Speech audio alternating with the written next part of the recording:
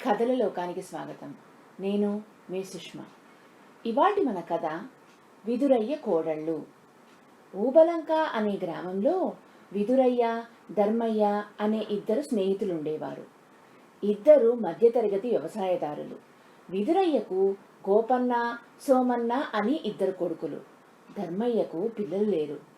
ధర్మయ్య ఒక రోజున విదురయ్యతో, విదురయ్య, నువ్వు గమనించావో లేదో, మనమిద్దరం 50వ సంవత్సరంలోకి ప్రవేశిస్తున్నాము. నీ కొడుకులిద్దరూ ప్రయోజకులయ్యారు. పెళ్లిళ్ళు చేశావంటే మనవళ్ళు మనవరాళ్ళు పుట్టుకొస్తారు. నీ వార్ధక్య జీవితంలో సుఖంగా ఉంటావు. నేను నా భార్య పిల్లాజల్లా లేని ఒంటరివాళ్లం. ఏ పిల్లవాడినైనా పెంపుడు తెచ్చుకుందామని ప్రయత్నిస్తే వాళ్ల తల్లిదండ్రులు ముందు నా ఆస్తిపాస్తుల గురించి ఆరాలు అడుగుతున్నారు అన్నాడు బాధగా. విదురయ్య ధర్మయ్య భుజం మీద చెయ్యి వేసి, మనిషికి తప్ప ఏ ఇతర ప్రాణిలోనూ ముసలితనంలో ఆదుకునేందుకు వారసులుంటూ ఉండరు. ఇప్పటి వరకు నేను నా భార్య సుఖంగానే ఉన్నాం. కోడళ్ళు వచ్చాక ఏమవుతుందో చెప్పలేం. ఒక సంగతి గుర్తుపెట్టుకో, ఏది ఎలా జరిగినా మనం అన్నదమ్ముల్లా కలిసి ఉందాం అన్నాడు. ఏదో మాట వరుసకి అన్నాను. నీ కొడుకులు బంగారం లాంటి వాళ్ళు. వాళ్లకు అంత బుద్ధిమంతులైన భార్యలు వస్తారని నా నమ్మకం అన్నాడు ధర్మయ్య.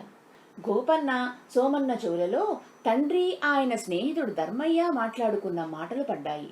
వాళ్ళిద్దరూ కూడబలుక్కుని వాళ్ళున్న చోటుకు వచ్చారు. గోపన్న ధర్మయ్యతో, బాబాయ్, నేను తమ్ముడు మిమ్మల్ని ఎప్పుడూ మా నాన్నకు తమ్ముడుగా భావించి చిన్నాన్నగా అభిమానం పెంచుకున్నాం. మమ్మల్ని మీ కొడుకులుగా భావించండి అన్నాడు. ధర్మయ్య ఆనందబాష్పాలు రాలుస్తూ, మీ ఇద్దరి గుణం నాకు తెలుసు. మీ నాన్నకు మంచి కోడళ్ళు దొరికితే నేను, మీ పిన్ని మీ నీడలో హాయిగా బ్రతికేస్తాం అన్నాడు. సోమన్న తృప్తిగా తలాడించి, కోడళ్ల మంచితనం గురించి బాగా గుర్తు చేసావు బాబాయ్. నేను, అన్నయ్య మా భార్యలు అక్కా చెల్లెళ్ళైతే కలుపుకోలుగా ఉంటారనుకుంటున్నాము అన్నాడు. కొడుకు మాటలకు విదురయ్య చిన్నగా నవ్వి, ఒరేయ్, మనం మంచి మాట్లాడుకుంటున్నప్పుడు పైన తదాస్తు పలికే దేవతలుంటారని పెద్దలు చెప్పే మాట నిజం. మీకు చెప్పలేదు, ఆ మధ్య నారదకుండం గ్రామం నుంచి అలాంటిదే ఒక సంబంధం వచ్చింది. ఆ గ్రామ మునుసబు విశ్వేశ్వరయ్యకు 2 కూతుళ్లే. ఆయనతో మనకు కొంచెం దూరపు బంధుత్వం కూడా ఉంది. ఆ అమ్మాయిల్ని మంచి రోజు చూసి చూడ్డానికి వెళ్ళండి. నచ్చితే నాకు అభ్యంతరం లేదు. అంతా మీకే వదిలేస్తున్నాను అన్నాడు. వాళ్లను చూడడానికి మనమందరం కలిసే వెళ్దాం అన్నారు సోమన్న, గోపన్నలు.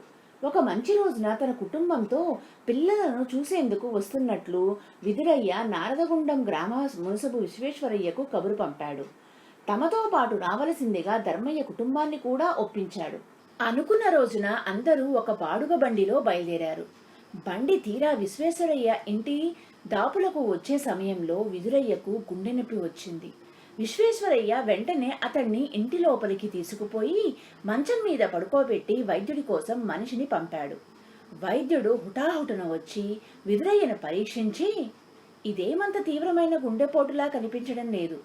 ఏమైనా చిన్న పామునైనా పెద్ద కర్రతో కొట్టమన్నారు. నేనిచ్చే మందులు వాడుతూ కదలకుండా వారం రోజులు మంచం మీద ఉండాలి అని చెప్పాడు. అప్పుడు ధర్మయ్య విశ్వేశ్వరయ్యతో, ఇలా జరుగుతుందనుకోలేదు. మీరు గ్రామంలో ఏదైనా కాస్త మంచి ఇల్లు చూసి బాడుగకు ఇప్పించండి. అవసరమైతే 10 రోజులు కాదు, 20 రోజులు అయినా అక్కడ ఉండి విదురయ్య వైద్యం చేయించుకుంటాడు అన్నాడు. విశ్వేశ్వరయ్య ఏదో చెప్పబోయేంతలో ఆయన కూతుళ్ళిద్దరూ సైగ చేసి ఆయన్ను పక్క గదిలోకి పిలిచారు. ఇద్దరిలో పెద్దదైన రాగిణి తండ్రితో, నాన్న, వాళ్ళు మన ఇంటికి పెళ్లి చూపులకు వచ్చిన వాళ్ళు. విదురయ్య గారికి వైద్య సహాయం అవసరం అయినన్నాళ్ళు మన ఇంట్లోనే ఉంచుకోవటం ధర్మం అన్నది. చిన్న కూతురు మోహిని అక్క మాటలకు తల ఊపి తండ్రితో, అక్క చెప్పినట్లు చెయ్యి నాన్న. పెళ్లి చూపులకు ముందే మామగారు అనారోగ్యం పాలయ్యారనే అపవాదు మనకు రాకూడదు. సంబంధం కలిసినా కలవకపోయినా వాళ్ళు సంతృప్తిగా మన ఇంటి నుంచి వీడ్కోలు తీసుకోవాలి.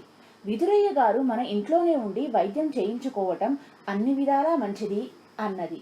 కూతుళ్ళు చెప్పినదంతా విన్న విశ్వేశ్వరయ్య పక్కనే నిలబడి మౌనంగా చూస్తున్న భార్య కేసి తల తిప్పాడు. ఆమె కూతుళ్ల కేసి మెచ్చుకోలుగా చూసి, అమ్మాయిలు చెప్పినట్లే చెయ్యండి. వచ్చిన బంధువులందర్నీ వేరే ఇంట్లో ఉంచడం మర్యాద అనిపించుకోదు. తరువాత మీ ఇష్టం అన్నది.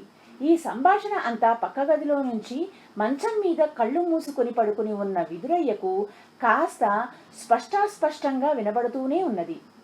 ప్రయాణ బడలిక వల్ల కలిగిన కొద్దిపాటి అనారోగ్యం తను విశ్వేశ్వరయ్య కుటుంబీకుల స్వభావాలను తెలుసుకునేందుకు చక్కగా ఉపయోగించిందని ఆయన చాలా సంతోషించాడు.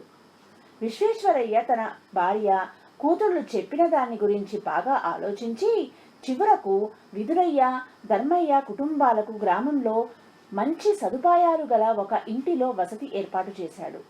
ఆ ఇంట ధర్మయ్య కుటుంబానికి విదురయ్య కుటుంబానికి 10 రోజులు హాయిగా గడిచిపోయినాయి. ఇంత త్వరలో కోలుకున్నందుకు విదురయ్యను వైద్యుడు తెగమెచ్చుకున్నాడు. ఇక అక్కడి నుంచి బయలుదేరదామనుకుంటుండగా ధర్మయ్య విదురయ్యతో, మనం విశ్వేశ్వరయ్యకు కృతజ్ఞతలు చెప్పుకుని వెళ్ళిపోదాం. నువ్వు విన్నదాన్ని బట్టే భార్యా కూతుళ్ళు చెప్పినా విశ్వేశ్వరయ్య నిన్ను వేరే ఇంటికి మార్చాడు అన్నాడు చిరుకోపంగా. ఆ మాటలకు విదురయ్య నవ్వి, ధర్మయ్య, విశ్వేశ్వరయ్య భార్య కూతుళ్ళు జాలిగుణంతో పాటు మంచి మర్యాద ఎరిగినవాళ్ళు. ఇక విశ్వేశ్వరయ్య అంటావు, ఆయన వాటితో పాటు మంచి వ్యవహార జ్ఞానం కలిగినవాడు. నన్నాయన వాళ్ళ ఇంట్లో ఉంచుకుంటే ఆడపిల్లనంటకట్టడానికి పన్నాగం పన్నాడంటారు. అందుకే ఆయన నన్ను వేరే ఇంట్లో ఉంచి అవసరమైన వైద్యం చేయించాడు. ఆయన అంగీకరిస్తే రాగిణి మోహినీలు నా కోడళ్ళవుతారు. గోపన్న సోమన్నలకు వాళ్ళిద్దరూ అన్ని విధాలా నచ్చారు అన్నాడు.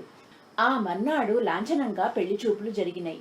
తల్లిదండ్రులతో పాటు విశ్వేశ్వరయ్య కూతుళ్ళు విదురయ్య కొడుకులు ఇష్టపడడంతో నిశ్చితార్థం, ఆ తర్వాత 1 నెల రోజులు గడవకుండానే వాళ్ల వివాహాలు జరిగిపోయినాయి.